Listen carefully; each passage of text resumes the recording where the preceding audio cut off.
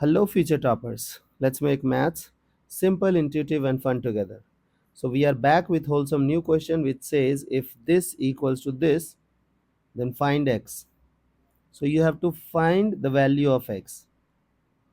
So, what I will do first, look at this. I will can I break down this part, the power as you know this property. Do you remember a power log b base c? So if we are having this kind of situation, we guys can interchange this and this.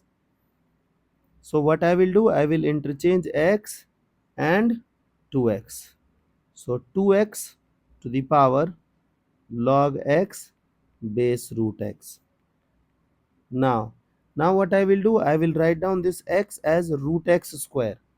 So it is 2x to the power log root x square, one more.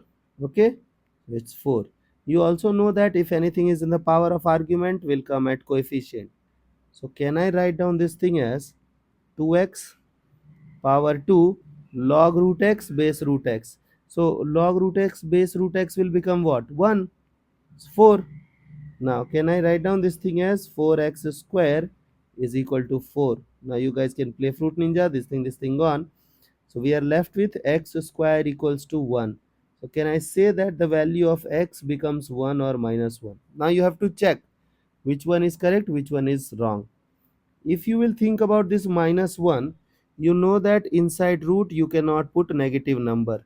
So this answer will be rejected.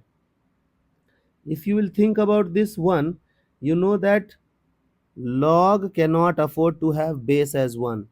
Do you remember that definition?